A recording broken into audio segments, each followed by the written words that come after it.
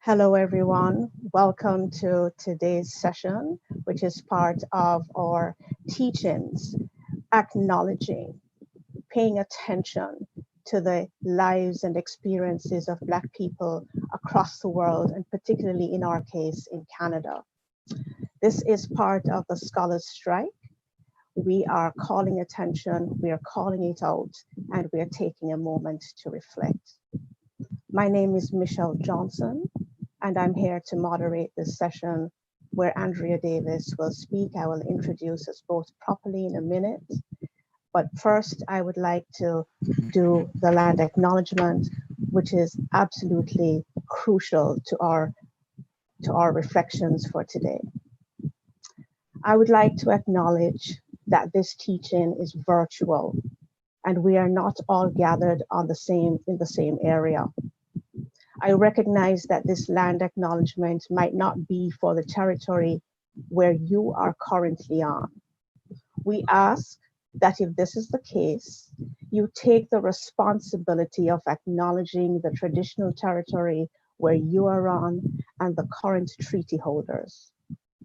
As members of the York University community, we recognize that many Indigenous nations have long-standing relationships with the territories upon which York University campuses are located that precede the establishment of York University.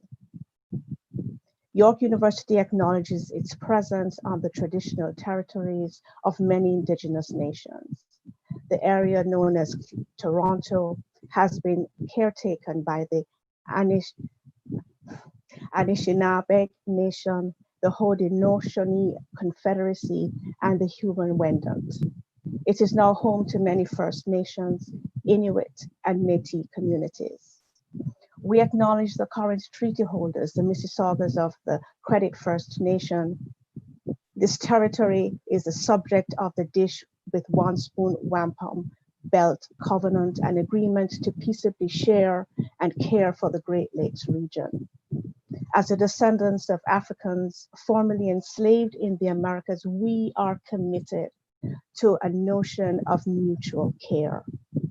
And we recognize that the future for Black peoples is simply not possible without a future for Indigenous peoples who have lived in these territories for many thousands of years and by whose leave we walk on and share this land. I'd like to thank Megan Linton and the Protest Access Group. Megan Linton of Carleton University is helping us with the live captioning, which can be a challenge when people are talking quickly, so we will do our very best to make that process easier for Megan. And so now a little bit about me before I turn us over to our main speaker today. So my name, as I mentioned before, is Michele Johnson. I'm a professor in the Department of History and Associate Dean Students in the Faculty of Liberal Arts and Professional Studies at York University. I have previously served as the coordinator of the Latin American and Caribbean Studies program, as York's Affirmative Action Officer and Director of the Harriet Tubman Institute for Research on Africa and its Diasporas. Before joining York, I taught at the University of the West Indies, Jamaica. My courses have focused on Blacks in the Americas, and my publications and research interests are around those areas of gender, race, racialization, and particularly domestic service in 20th century Jamaica and Canada. Our main speaker today is Dr. Andrea Davis. Dr. Davis is an associate professor in Black Cultures of the Americas in the Department of Humanities and special advisor on the Faculty of Liberal Arts and Professional Studies Anti-Black Racism Strategy at York University. She's former chair of the Department of Humanities and holds cross appointments in the graduate programs in English, Interdisciplinary Studies, and Gender, Feminist and Women's Studies. Her research focuses on the literary productions of Black women in the Americas. She's particularly interested in the intersections of the literatures of the Caribbean, the United States, and Canada, and her work encourages an intertextual, cross-cultural dialogue about Black women's experiences in diaspora. I introduce Dr. Andrea Davis. Thank you so much, Michele. Thank you, Megan, and everyone who is supporting this teaching, and huge thanks to Minsuk and Bev and others who have worked so hard to make this possible. I have been incredibly enriched by the conversations that have taken place so far. I want to thank also those of you who have joined Michele and I in this conversation today. On September 4, CNN ran a now widely publicized story about a white professor at George Washington University who admitted she had been pretending to be Black for her entire professional career. As a scholar of early modern Africa, African American and Latin American history, she sought to increase her sense of authenticity and authority in the classroom and her discipline by packaging her professional career in a lie and presenting herself variously and conveniently as Black, Latina, North African, and Caribbean, preying on the vulnerabilities of racialized students in the process. As she is quoted in the CNN article, Krug acknowledged her appropriation of these non-white identities, admitting that they were, quote, the very epitome of violence, of thievery and appropriation, of the myriad ways in which non-Black people continue to use and abuse Black identities and cultures. I'm not a culture vulture, she said. I'm a culture leech.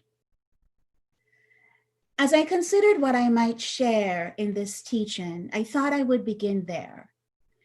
Not because I want to center her voice or her actions, but as a way of reflecting on the complex nature of Black people's relationships to institutions, communities, and the wider Canadian public.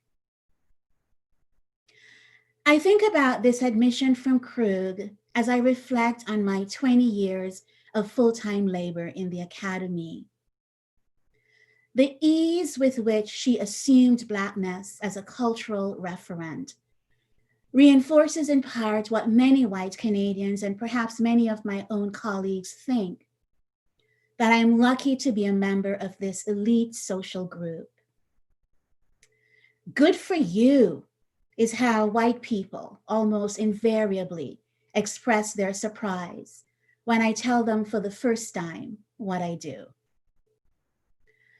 That response suggests that as a Black woman immigrant from Jamaica, teaching in one of Canada's largest universities, that I am a direct beneficiary of the benevolence of the liberal, democratic, progressive, multicultural state, and that I should be grateful for the opportunity to participate in its capitalist and settler colonialist projects, that I have no desire to participate in these projects is irrelevant.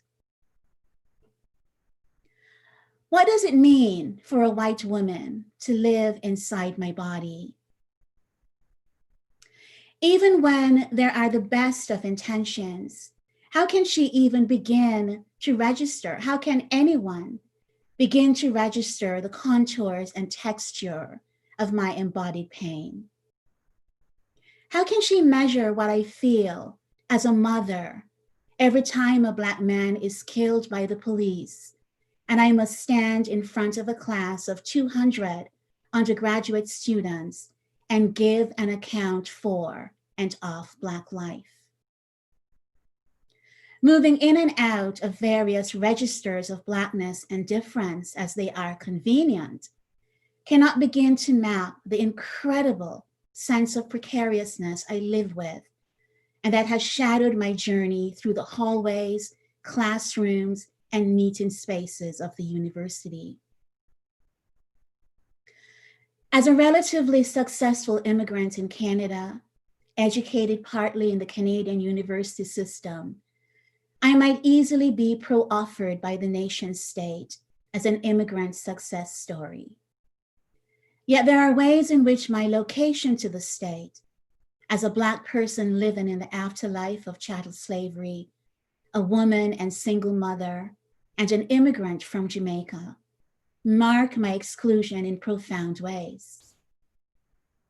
It's hard to explain to someone how that feeling of precarity never leaves you, whether you're a professor with tenure or chair of your department, and no matter how many teaching awards you've won, that your carefully crafted and manicured sense of being can be undone in a moment by a look, a word, a gesture you can't quite read.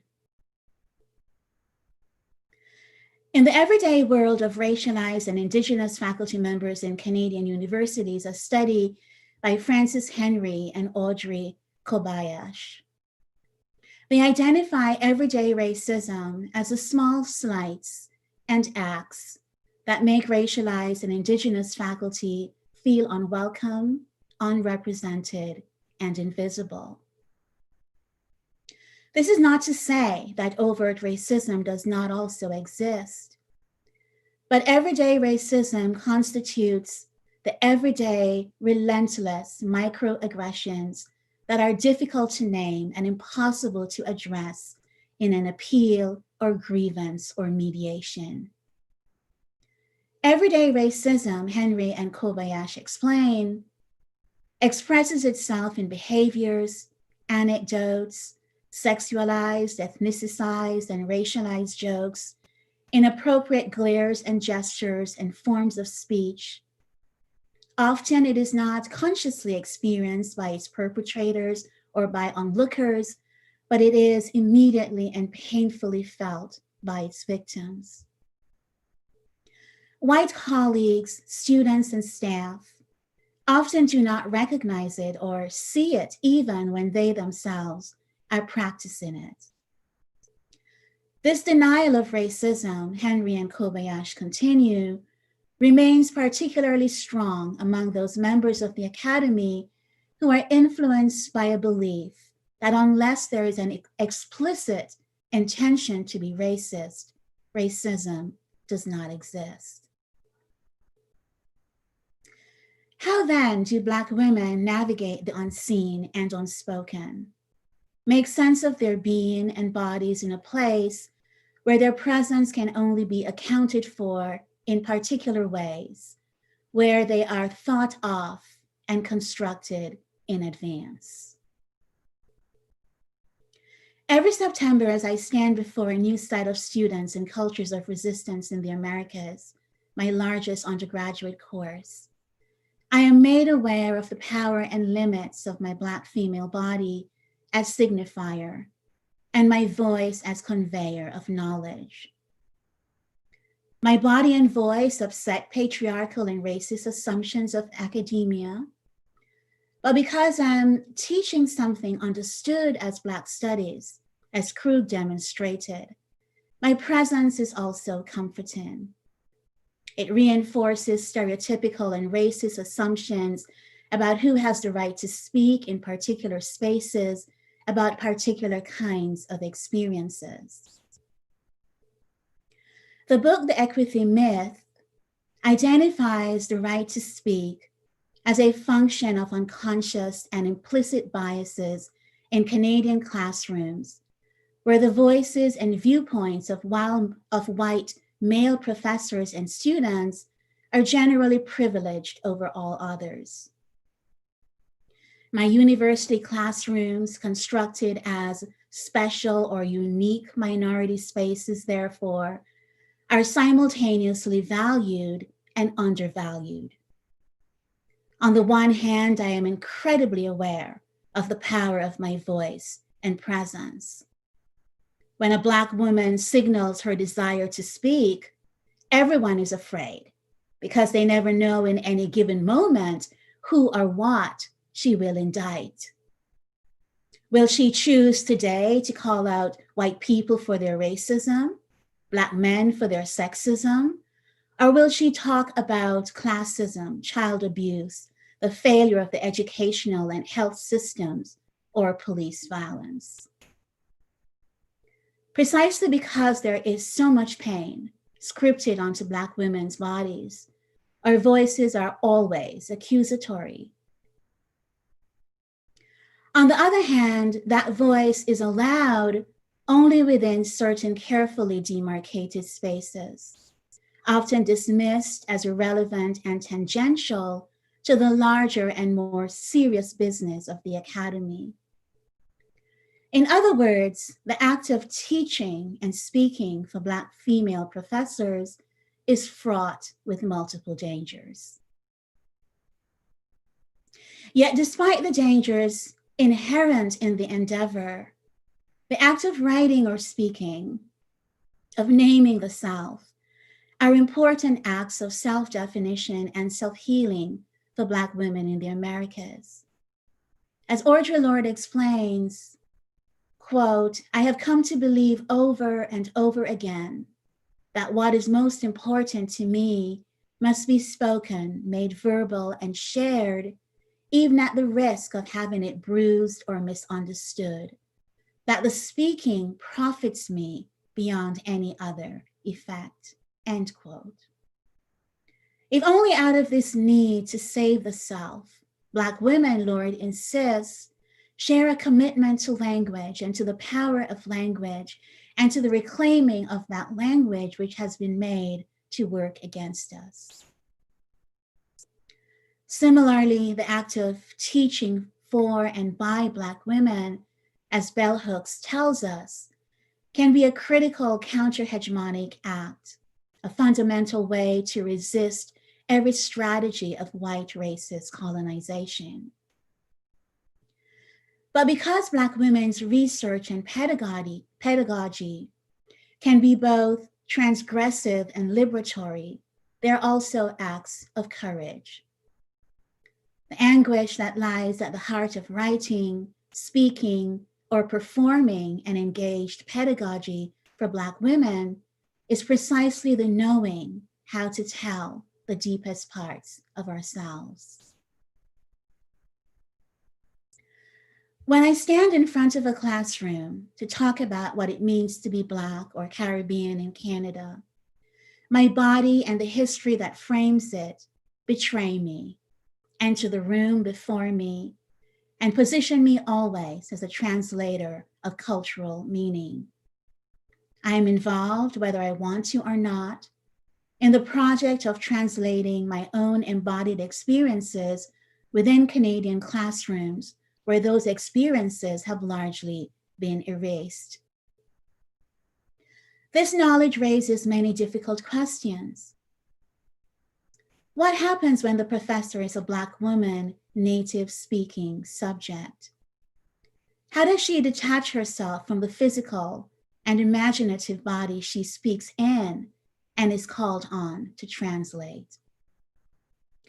Bell Hooks argues that this intellectual detachment, this separation of the mind and body, is actually impossible. And here I'm going to quote again. The arrangement of the body we are talking about de-emphasizes the reality that professors are in the classroom to offer something of ourselves to the students. The erasure of the body encourages us to think that we're listening to neutral, objective facts, facts that are not particular to who is sharing the information. We're invited to teach information as though it does not emerge from bodies. Significantly, those of us who are trying to critique biases in the classroom have been compelled to return to the body to speak about ourselves as subjects in history. We are all subjects in history. Black experiences in any modern city or town, Dion Brand agrees, is a haunting. One enters a room and history follows. One enters a room and history precedes. History is already seated in the chair in the empty room or behind the podium when I arrive. To position my Black female imagined body as speaking subject in Canadian university classrooms, I argue then, demands that I account for who I am and how I come to occupy space. In African American and Black Canadian studies, the figure of the mammy appears as a marker of Black women's complex and conflicting constructions in the North American social imaginary.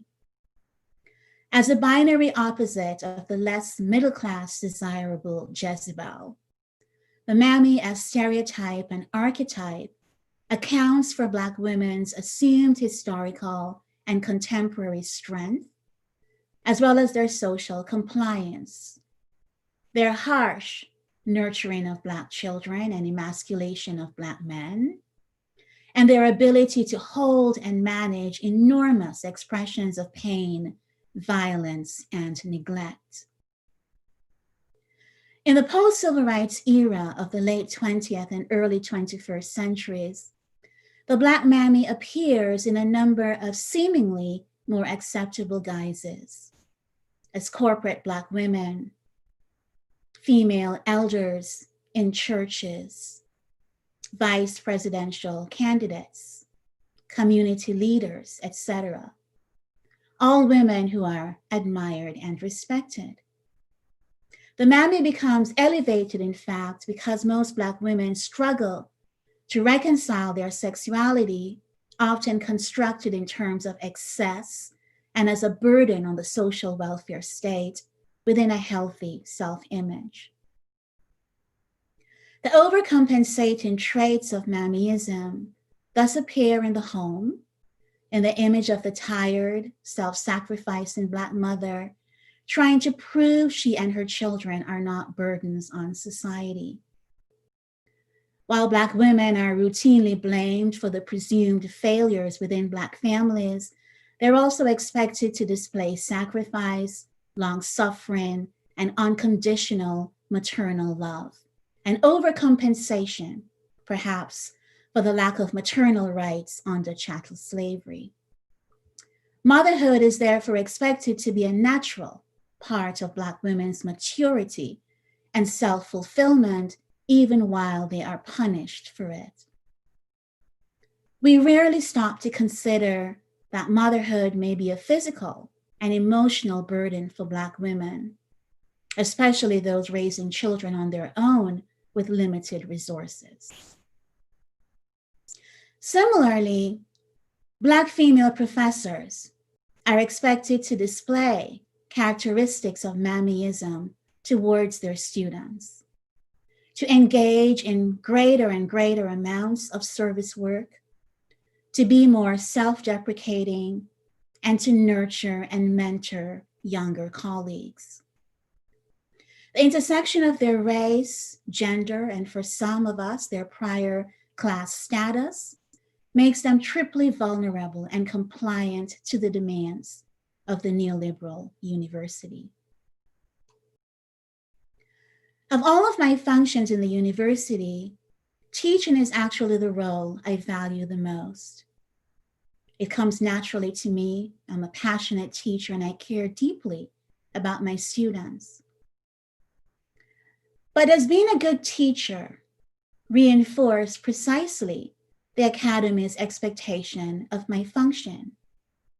I am required to be a teacher and nurturer, and perhaps only secondarily or not at all to be a brilliant scholar. How does one account for or value the ways in which I am called on to mentor and sacrifice time and emotional energy for my students to make sure they survive the deeply ingrained white supremacist structures of the Academy long after, sometimes years after, they've left my classes? Do the demands placed on Black and Indigenous women university professors to serve on various academic committees because of the intersections of their race and gender mirror the demands our white colleagues face. A Canadian Association of University Teachers report on diversity and equity among Canada's post-secondary education teachers revealed that the academic workforce is neither as diverse as the student body in Canadian universities, nor as the Canadian labor force as a whole. While the numbers have changed slightly, they haven't changed that significantly. In 2016, Indigenous scholars made up 1.4% of university professors, as my colleague Benita Lawrence pointed out in her earlier teaching at York University. The percentage is still lower than that. While the overall share of racialized university professors grew from 17% in 2006 to 21% in 2016, the percentage of Black faculty increased only marginally during the same period, from 1.8% to 2%. Of all of the racialized groups in the university, Indigenous and Black faculty are the two most underrepresented groups of university educators in Canada. In addition, Black and Indigenous women experience the greatest levels of precarity. We are represented most, or underrepresented most, in full-time, full-year university employment. A 2019 Indigenous faculty survey of 86 Indigenous faculty members in Ontario universities similarly confirmed that the challenges faced by Indigenous faculty members are not dissimilar from those faced by Black faculty members. Canadian universities' recent rush to hire Indigenous faculty while it's seeking to ameliorate a historical balance has led to intense competition among different programs and universities, so that many of them are hiring graduate students often before they finish the PhD. Indigenous faculty, when they are hired, suffer from extreme alienation and isolation, experience heavy service loads and early burnout, and receive inadequate institutional support. The 2019 survey also revealed that the service load of Indigenous faculty is higher and different from that of other colleagues. Most of the participants in the 2019 survey had served in leadership roles at their university, with women more likely to serve in a leadership role than men. 61% of respondents perceived their formal and informal service and governance responsibilities as greater than and different from that of their non-Indigenous colleagues. 70% of respondents indicated that they are always or usually the only self-identified Indigenous person at a university event or meeting. Most respondents indicated that they serve in a mentorship capacity in their university. The survey also revealed that heavy workload and experiences of anti-Indigenous racism affect their ability to teach and do research. While many scholars, especially those in the humanities where I am located, do experience loneliness in the academy because the research is individual and isolating, Black and Indigenous women experience even greater degrees of alienation, not only because of the nature of their research, but because their bodies and ideas and knowledges position them already on the margins of the academy. Valued for their contributions to certain kinds of cordoned off, discrete knowledges, They're not only expected to be role models for the university's underserved Black and Indigenous students, but they're also expected to create, lead, and champion efforts that contribute to the overall perception that the university is a forward-thinking, progressive institution, and to do so with little or no resources. Often, the singular Black or Indigenous person in their departments or even in their faculties, they are asked to sit on every committee where, since they're also the only Black or Indigenous voice around the table, they're again often marginalized and pressured to conform to the very systems of white supremacy their presence is supposed to overturn. Rather than effecting any real structural changes, their presence merely registers a performance of diversity, a box university administrators can check, a requirement the university can fulfill. In this last part of my talk, I want to think about what work is needed to support Black and Indigenous faculty. And these are only some ideas. There are many, many more. Universities need to advance and continue vigorous anti-Black and anti-Indigenous racism programs. In the wake of global protests against anti-Black racism, universities across Canada, including York University, have made varying degrees of commitments toward effecting real change. The time for talk is past, and Black and Indigenous faculty, students, and staff deserve to work and think and function in environments that value them and their ideas.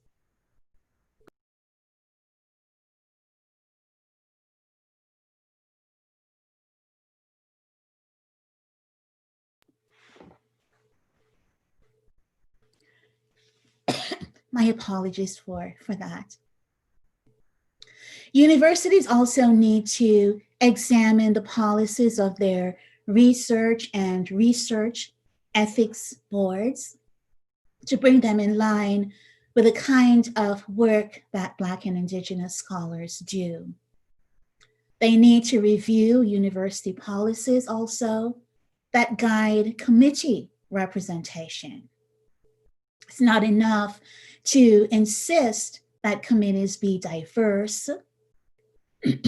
These committees also need to embed anti-racism policies within their frameworks, including research and teaching award committees, curriculum committees, and tenure and promotion committees, so that these guidelines can direct and guide the conversations in the committees and the decisions that they make.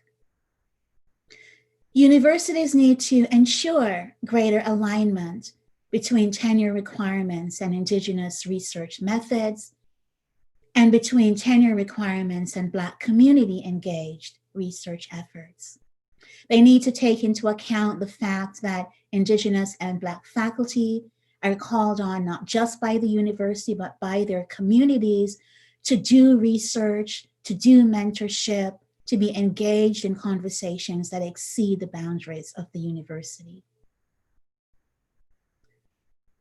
Canadian universities also need to provide support for all faculty to include Indigenous and Black studies content and pedagogies in teaching and research, in program development, in thoughtful and careful program development, and in support for new programs.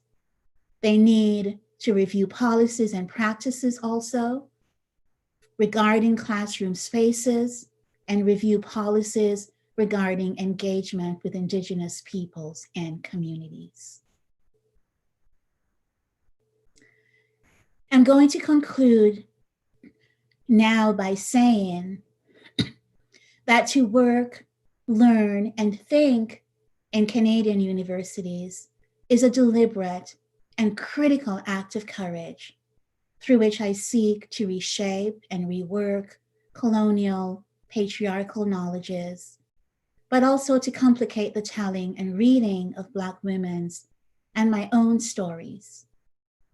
Always aware that there is no end to the telling because the learning is ongoing, it is incomplete, and it is shared. Rather than creating a space of authority or authenticity in the university, I seek to create a brave learning space where students understand that mine is a particular story coming from a particular teacher, scholar, out of a particular history, and that our collective voices add to the telling of our shared story and the shaping and reshaping of the knowledges we bring to the project of trying to create a better world and more livable future. I acknowledge my Indigenous colleagues in the Department of Humanities and elsewhere. I acknowledge our shared struggle. I acknowledge my sister friend, Michele Johnson, who is with me on this panel today, and the racialized and other scholars on whom I have come to lean and whose support makes it possible for me to do this work. Thank you so much.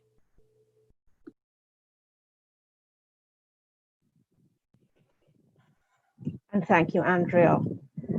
I'm sure that those of us who have been listening to you for the last almost 40 minutes with rapt attention are hearing you, are wanting to hear you speak more, and are wanting to ask you questions. There are some questions that have been rolling in, and I will turn to those in a minute, but there are some things I'd like to ask you, Andrea, to speak some more about in coming out of your presentation just now. And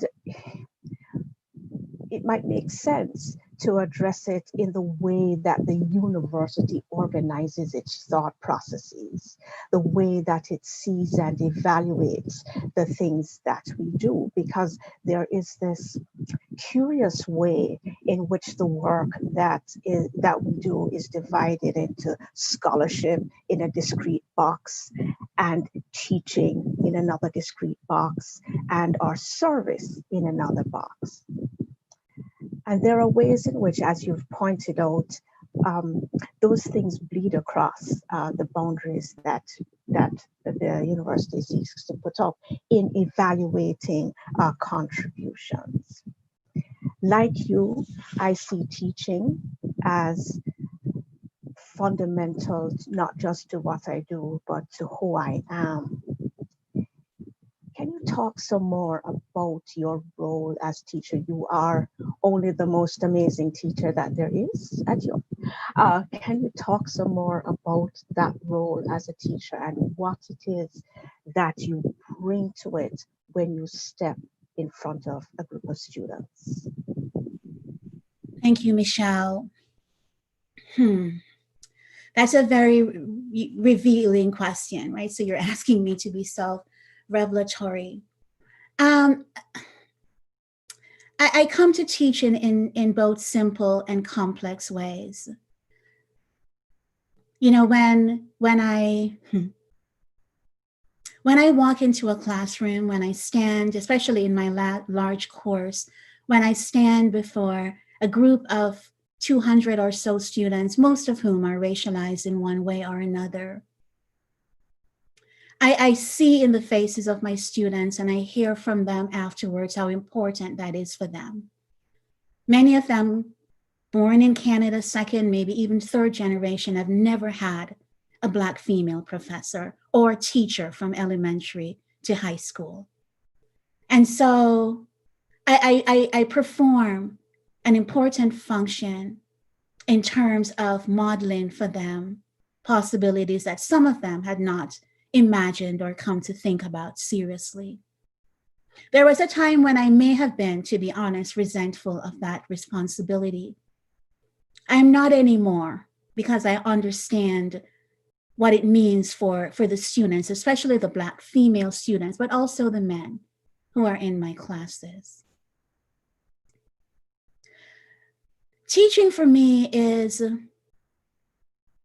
I think about an interview that I think Kobe Bryant or Michael Jordan, I can't remember which, did a few years ago. And they said that when they're on the basketball court, everything else disappears. And that's what it is for me. When I am in a classroom and in front of students, everything else disappears and I'm completely in the moment.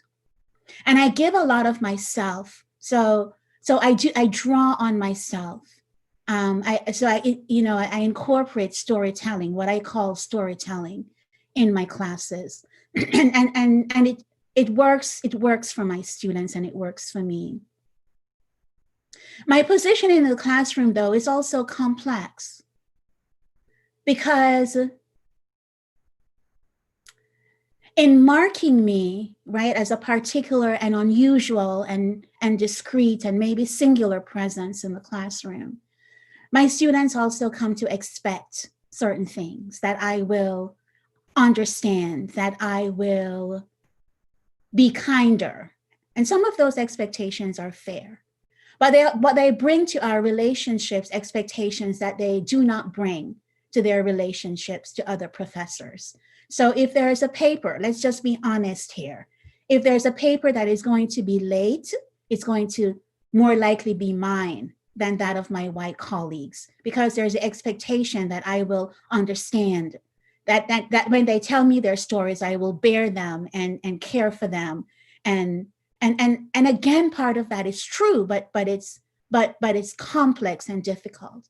It also means that my workload is always higher because I invest so much, and because it is so important for me that my students do well. I have extremely high expectations. Students know that.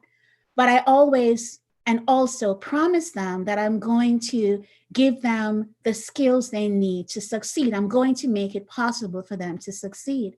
But that might mean that I have to regrade a paper, right? That students have to come to my office and go through their assignments line by line so they can learn how to do it better. And I do that because for lots of, again, very, very complicated reasons. Because I know there's nowhere else they will get that support. But because I've also taken on this kind of informal role of mentoring and moving students through a pipeline in the university that is not formalized within the structures of the university. There are no mentorship programs that are formalized.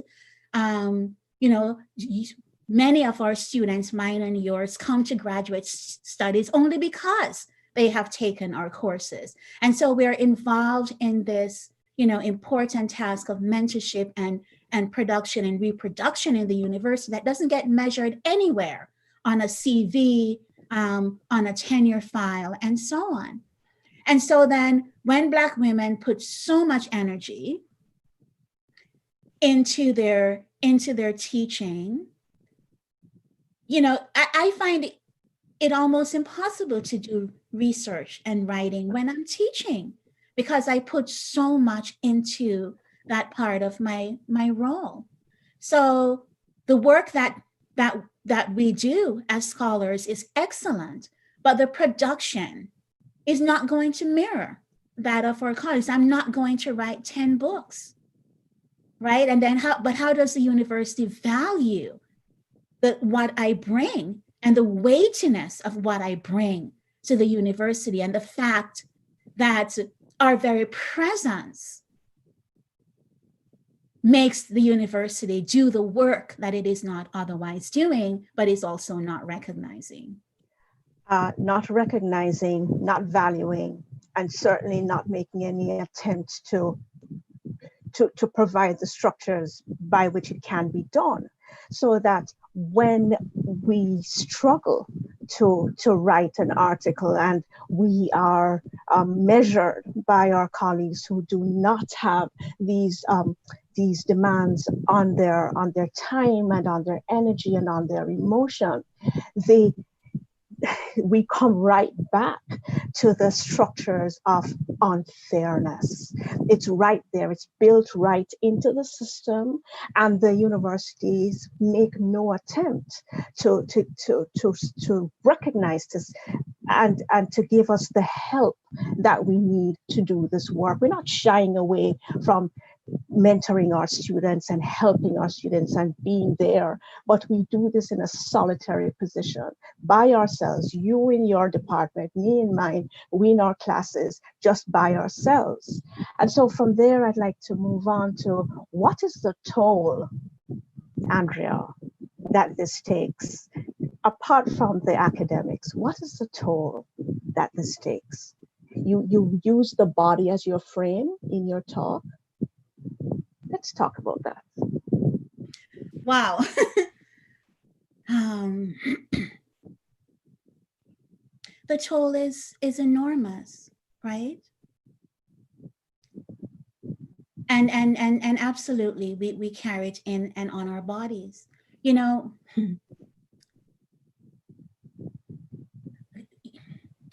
colleagues, let's be real here. Often joke about, not joke, but remark in kind ways. It's not unkind, but about the ways I dress or carry myself, for example. But part of that is a careful curation and a careful manicuring of self, right? So that nobody can have a clue that I'm having a bad day. No one can know that I got up this morning and heard that another Black man died, or that I'm carrying some burden in my family, right? As a first generation university scholar. Because I can't afford to make that pain public. So there's a way in which the body is made, the body carries but also hides, right? Pain and burden and the emotional tone.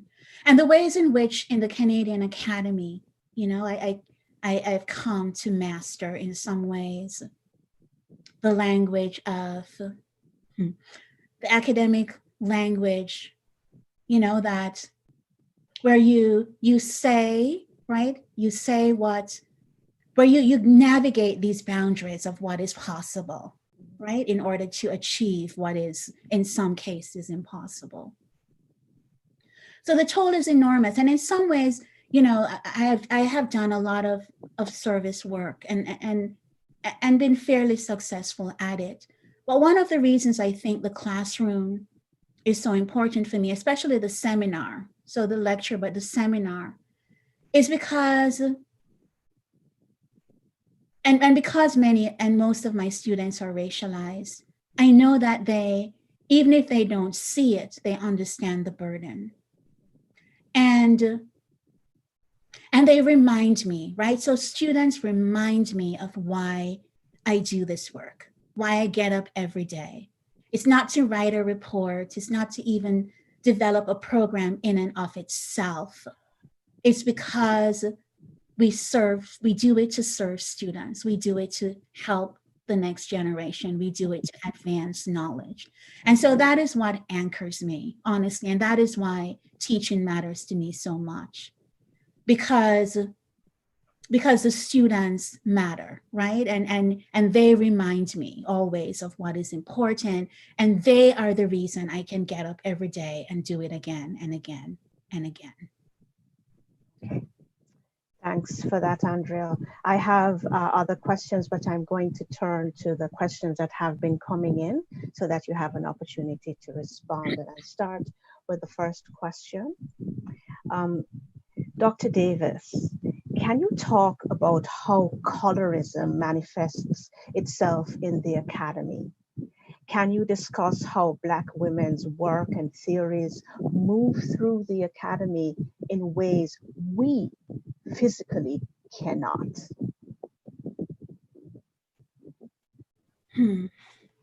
Well, that takes me back in part to my preliminary comments about Krug, right? the ways in which Black scholarship, in some ways, like Black culture, come to occupy certain kind of valued and undervalued positions at the same time. I'm not quite sure I understand the colorism piece. Can you read the question again, Michele?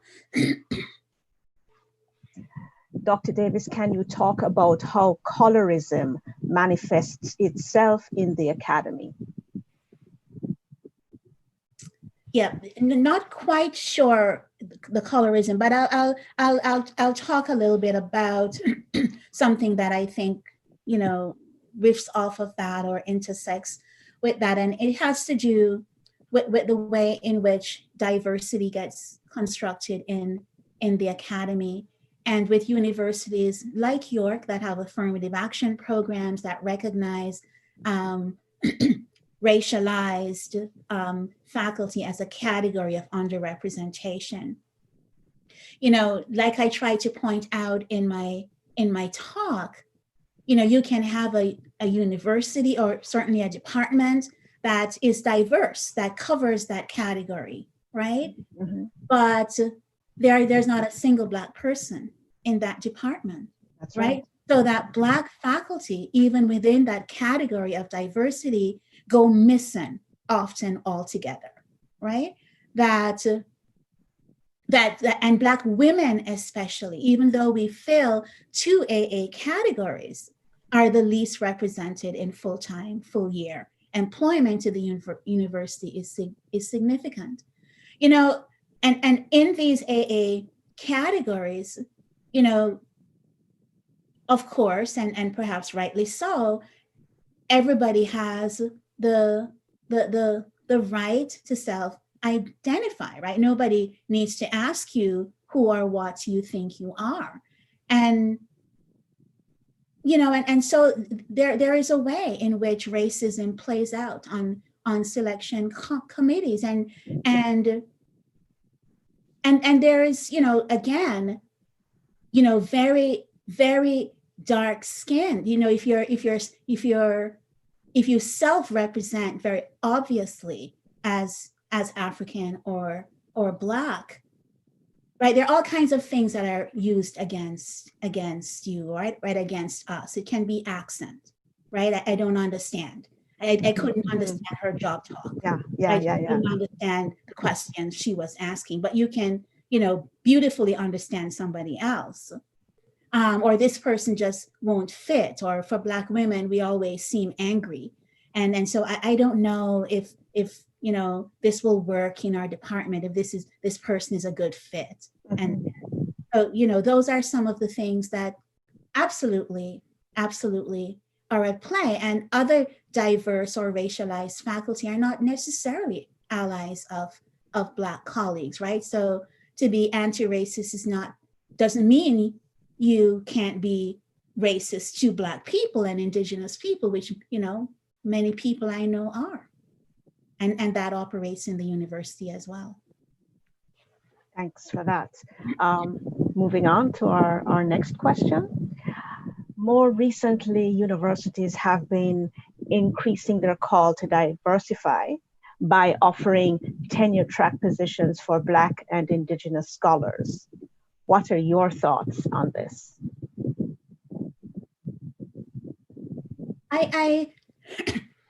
Those calls are necessary. They're good. They're late, but they're important. But I think that they also need to be done thoughtfully and carefully, right? So I think that these hires should happen all across the university. Some of them should be in areas that we understand as Black studies or Indigenous studies, but all of them need not be and should not be.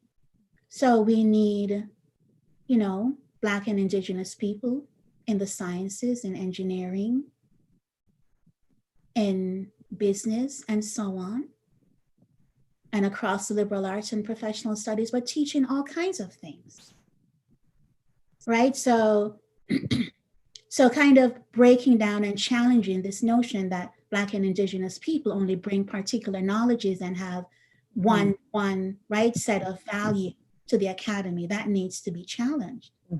So if a Black woman applies for a job in Shakespeare, will she have as good a chance of getting that job as if she applies for one in Black Canadian literature, where I teach, for example? So that is one thing. At the same time, though, we have to be careful about how we invite Black and Indigenous scholars into departments and faculties where they are the only one, right? The first. You know that thing, the first? An incredible burden, right? So we invite them into programs where there are no other Black or Indigenous colleagues, and we somehow expect them to magically, thrive and do well. And all of us who are in the academy know, from we have been graduate students, that you cannot succeed in the academy without support. You need incredible support systems, that you need people to push for you, to guide you, to help you in all kinds of ways, right? So assigning, one white person in a department to mentor the singular Black or Indigenous person is not going to cut it. The university needs to implement meaningful and deep mentorship programs, support programs, and create spaces, like physical spaces, when we come out of this pandemic, where Black and Indigenous scholars across faculty can meet each other and gather and share and feel that they are safe. So absolutely, the work needs to get done, and get done in ways that, that are not, that maybe have not previously been imagined. But the university has to dedicate more than the salary that is paying these faculty members, right? So the commitment has to be genuine, and it has to be deep. Absolutely. I mean, over and over again, we hear that Canada embraces diversity. We know that the rhetoric has nothing to do with the reality. We hear over and again that diversity brings to the table various ideas, and therefore the whole community is strengthened by diversity. And yet there is it is almost a law of physics that as this rhetoric goes out, there is an opposite push to make it not happen. The need for structure is absolutely, it is necessary for the universities to put in place structures, but it is also a moment for Black faculty, Black women faculty in particular, to bridge their own community, to build their own community, to look at what is happening and to say, let me build this thoughtfully and deliberately build this. Sometimes it happens naturally, but it is very difficult to do so. And I'd just like to mention a scholar in the States, one of our own, a Canadian now in the States, Amoaba Gooden, who promotes the idea of a radical Black sisterhood within academy, where people deliberately seek out and build those structures of support. Let me move to another question while you rest, Andrea. Okay. How can Indigenous and Black women entering the professional field resist tokenism within the workplace? That's a tough one. That really is. I think it begins, first of all, with self-awareness, right? So, there's like I said before, there is a default kind of celebrating of the first everything, right? So I am the first this, I am the first this, I am the first that, but it's 2000 and what now, is it? 20? 20. Like, so we need to understand how the institutions we enter, whether it's in academia or professional, or the corporate world, even in some non-profit organizations, that rather than, certainly, right, rather than mark our presence through any kind of performance of gratitude, we need to walk a kind of rigorous self-awareness. And here, this is dangerous, this is dangerous. This is dangerous because people also need to live and have livelihoods. They have families and so on to care for.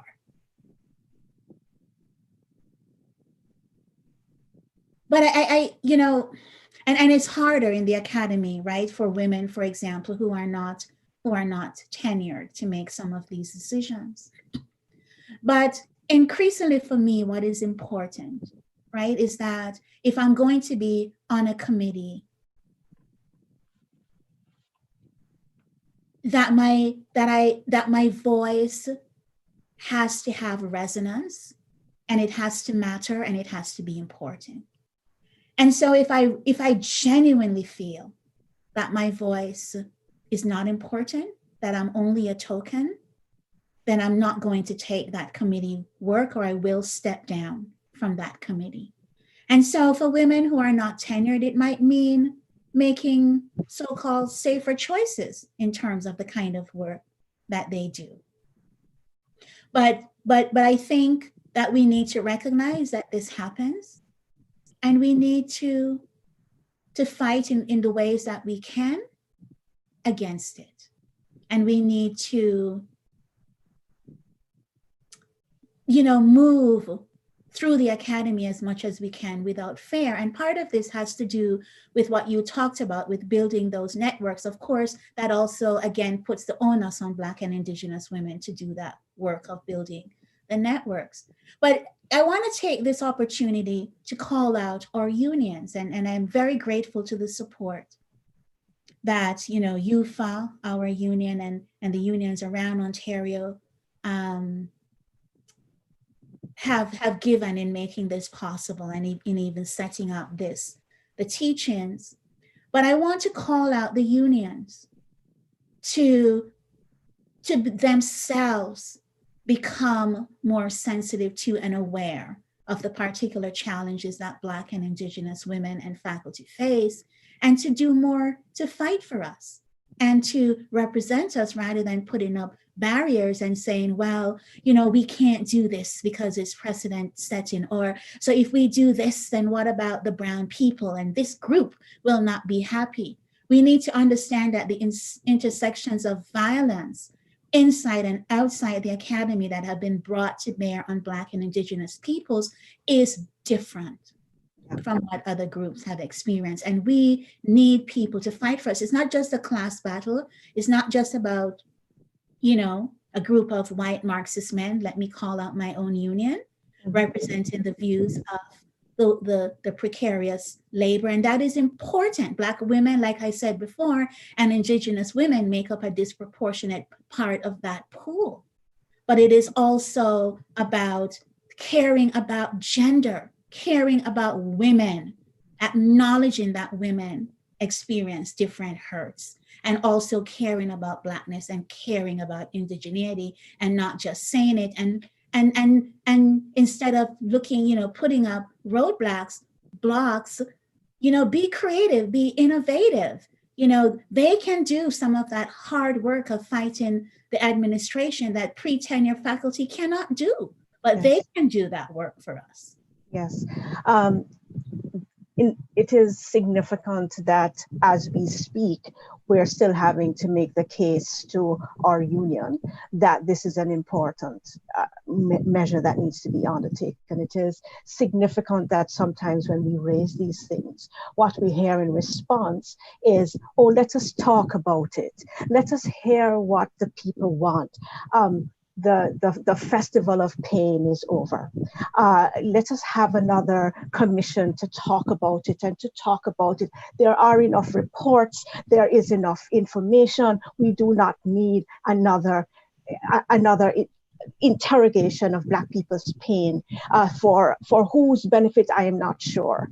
So it is time, as you said, let me quote you to yourself, Andrea, the time for talk is past.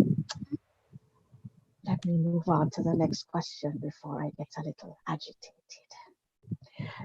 Dr. Davis, can you speak to the Black female graduate students who feel alienated, isolated, and differentiated in the academy?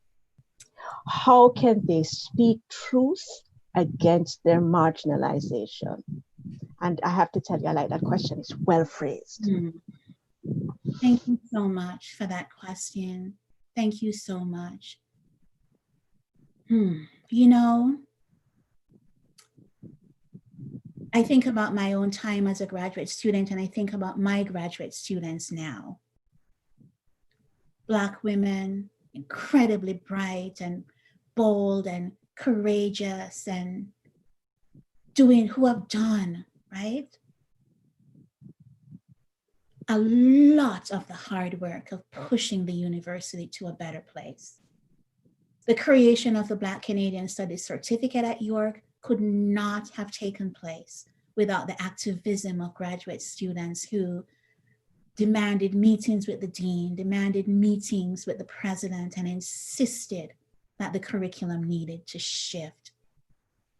You know, graduate students take on the same and in sometimes more burden than faculty members, right? Because instead of writing, instead of doing their work, they're doing a lot of emotional labor of teaching people in their classes, of teaching their professors, of insisting that the work that they're doing matters. And often when they try to intervene in classrooms where they themselves are the minority, they're accused of being angry again. They're accused of, missing the point. Because they make white students and white faculty feel uncomfortable.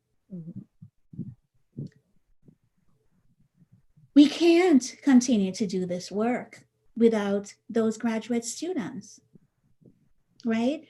On every level, they teach with me in my first year course. I couldn't teach without them. They hold me accountable in my teaching. Their presence in the classroom means that I have to bring it every day and be thoughtful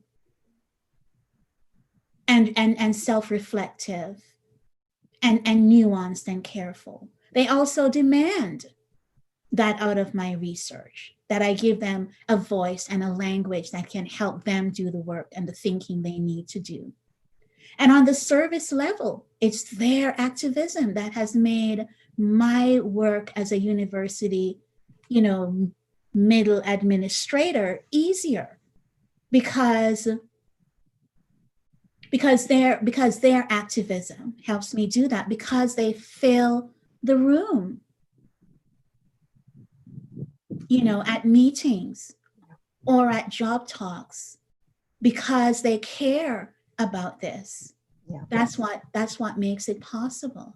Yeah. And I want them to know that sometimes in the craziness of the academy, I get so busy that they might think that I'm not there for them, but I'm there for them 100%. And I have their back, and I'm fighting for them, and I believe in the work, and I look forward to what the work will produce. And I look forward to handing over to one of these women. And so, whether they're at York or U of T or Ryerson or somewhere else in the country, don't stop doing that work. When I was in grad school, there was a time I thought I wouldn't finish the PhD.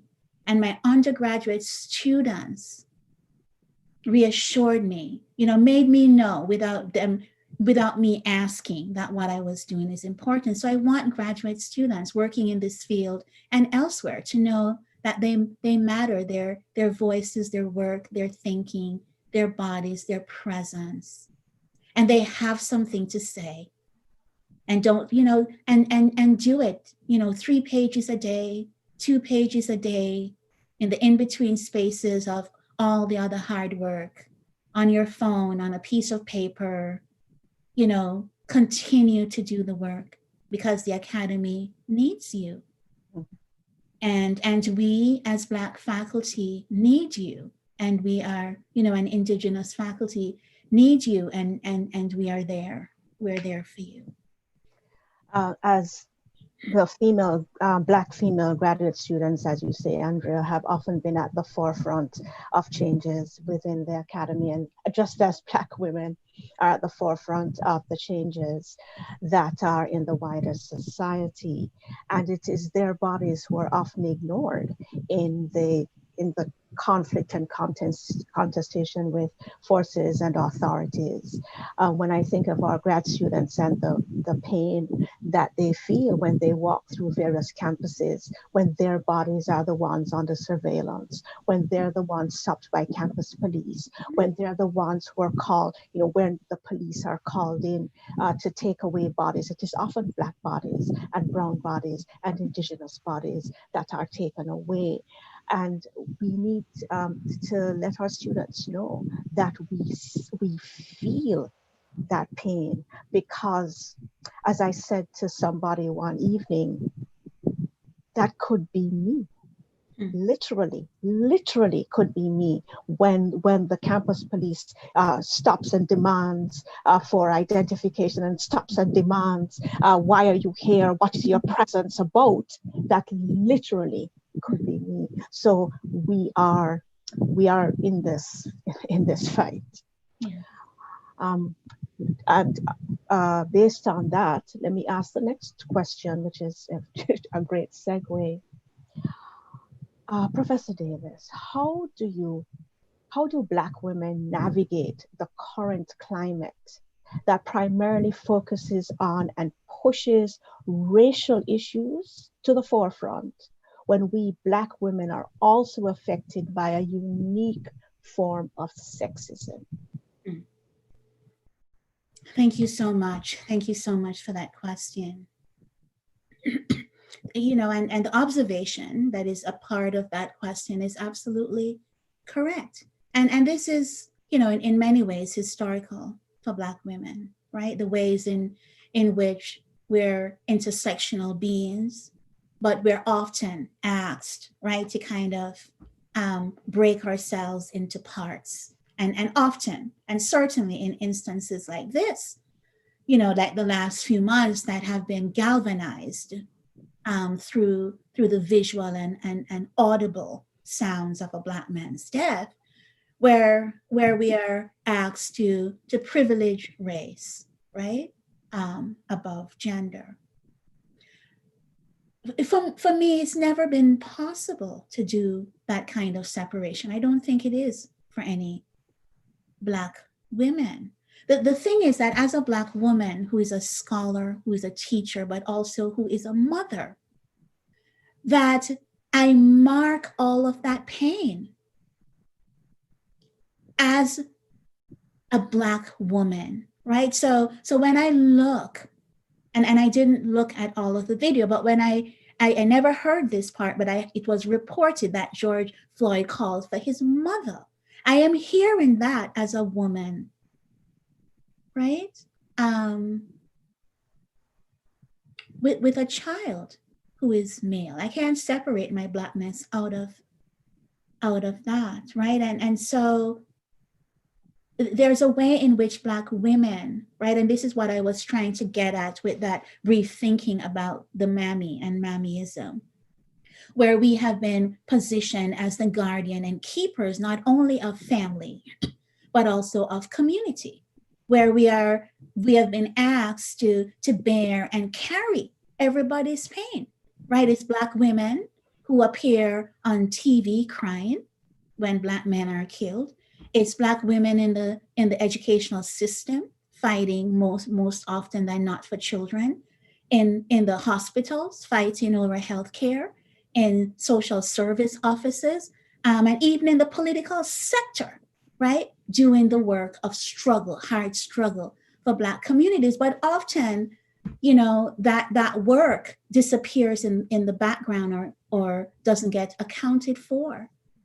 As as a scholar activist, it is important for me that I center both gender and race in my research, in my teaching, and in my service, right? So that always it's about those intersecting things. And it's also about other things, right? Like class. How do we center class? How do we center other kinds of differences, and so on? Because, Black women are enormously complex, and I certainly don't represent all of who we are, right? And so being aware of that and understanding that there are other differences that I need to acknowledge as well, and to be thoughtful and careful about how one does that. Mm-hmm. Okay. Are there ways, Andrea, that you think we can fight the system within the system? Yes. Question asked regarding the extra labor, the effects on personal research and so on. How can we do this work? This is coming from a graduate student.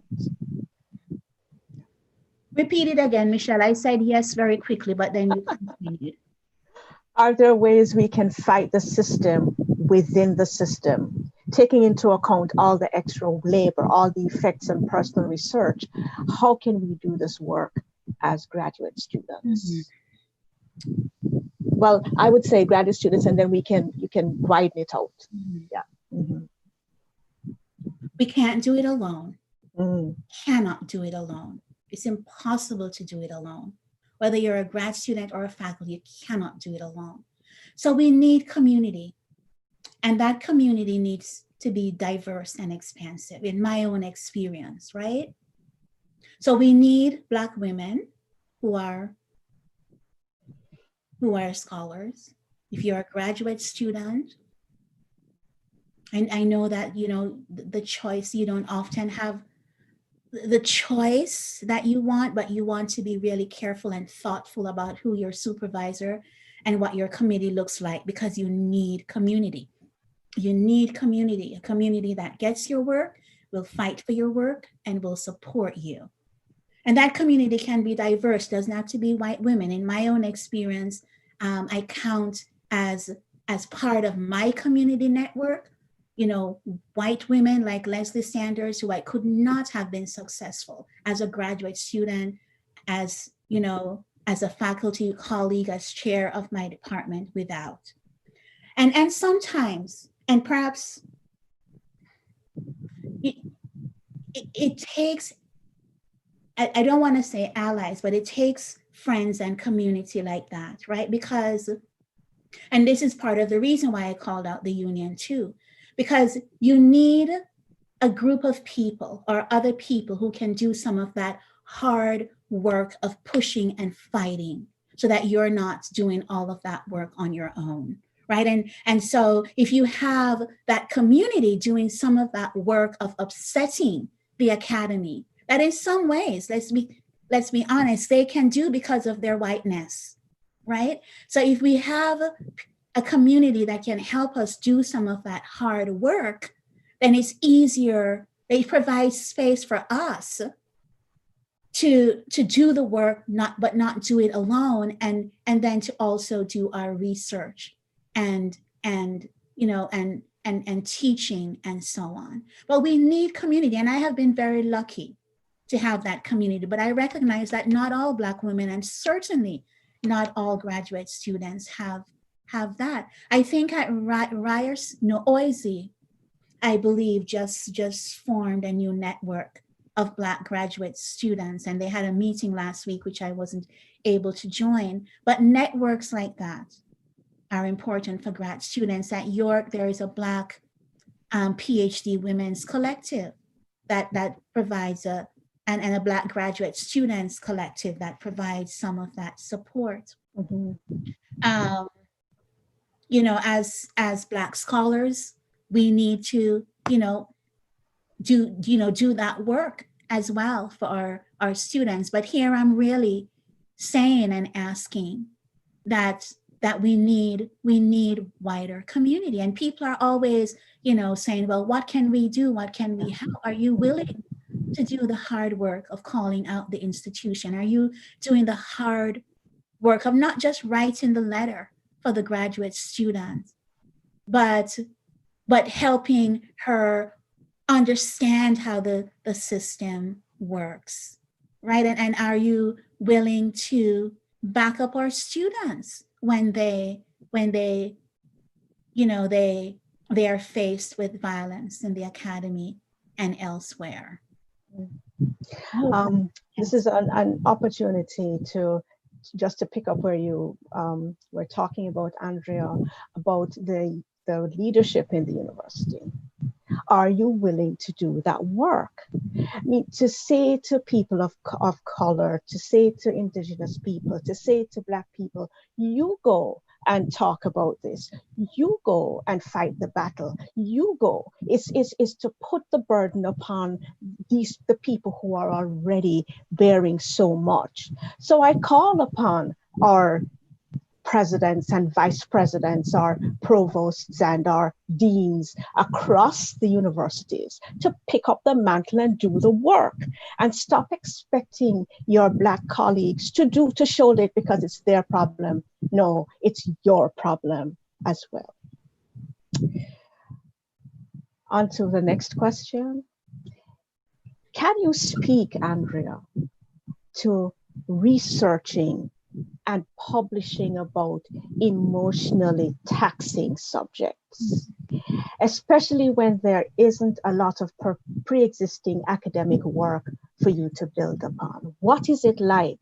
You are doing research. What is it like to do this work about the very subjects that we're talking about?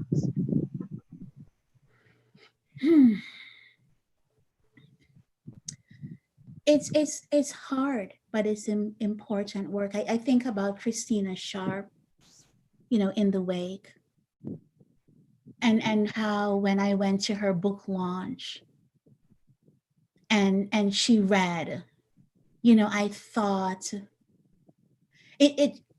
how moved I was, and how much it made sense to me, and how much I recognized myself in the work, right? I think about, because I work in literature, right? I think about the Black women that I read and how important that is for me. And as I write now, I lean very, very, very heavily on Black women scholars, but also Black women artists and writers, for the language I need to help me say things that are otherwise unspeakable, that are just not registered in a qualitative or quantitative piece of research that sociology can't do, right? So the theories that frame Black women's lives, in some ways, are theories we have to write and imagine and create because they just don't exist already. And we have to believe that we can do that. And sometimes we have to look in unusual places to find the impetus, the words, the language that can help us do that.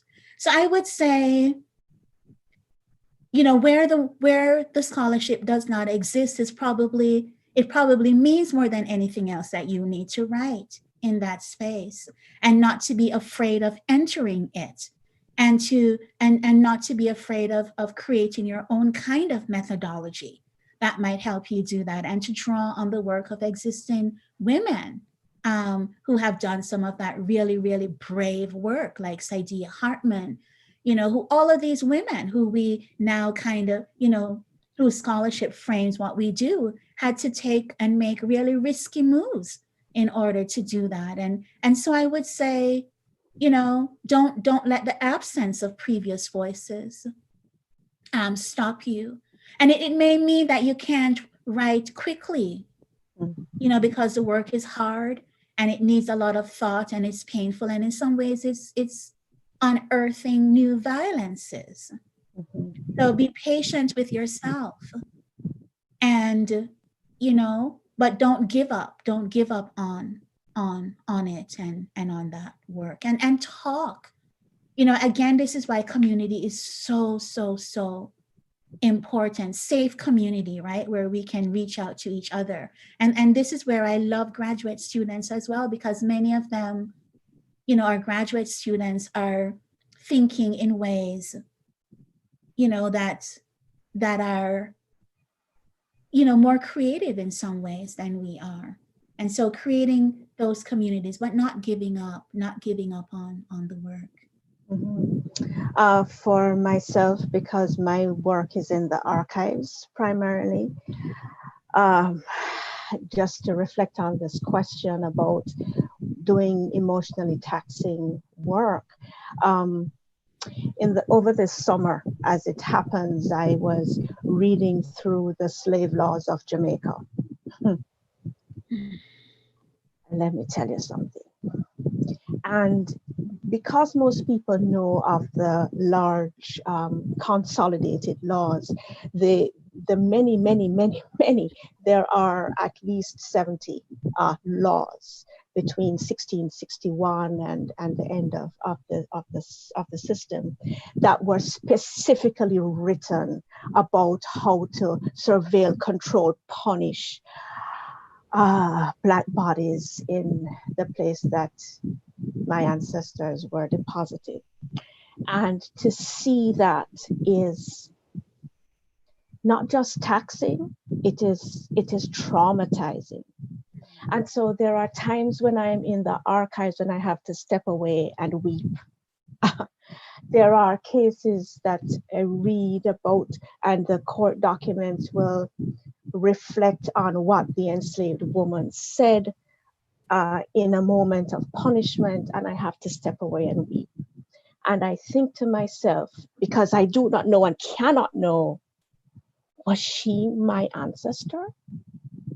Was she the person who survived this horror so that I can be here? Was she the person who was being beaten by the Reverend Bridges in St. Anne, Jamaica, so that I could survive? And so those are the moments that are hard. But we have to do it because she has to be honored and her story has to be told. We're almost at our end, Andrea. So I want to give you a moment to just bring it together and to say. Michele Johnson, thank you.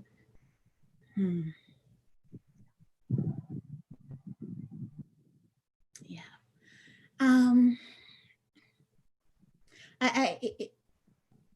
I want to end by going back to Audre Lorde, whose work I love so much, although she has been gone for a while. That the work that Black women do to think and to care for Blackness is so important. And I think about my colleagues at York, across Toronto, who are doing this work. This hard work. And I want to encourage us to continue to be brave. Boldness is one thing, but we also need courage. So to continue to be brave. We go to places that other people are terrified to go to, right? We take on all kinds of struggles. We also need to self-protect and care for ourselves. But I want to encourage us. For me, as much as I indicated before that I have a large and diverse community of support, for me, it is important that I speak. I'm tired of other people speaking for me. I don't want you to speak for me. I don't care how eloquently you do it.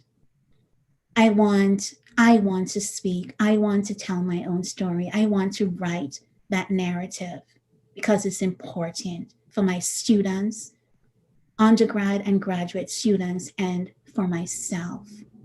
And I want to encourage the Black women who are laboring with me in this field to do the same, to let your voices, ring loud, even in its softness, to know that even where I don't know you, that I'm holding you, and that there's a power that we bring to the academy, but also to the world, and a beauty.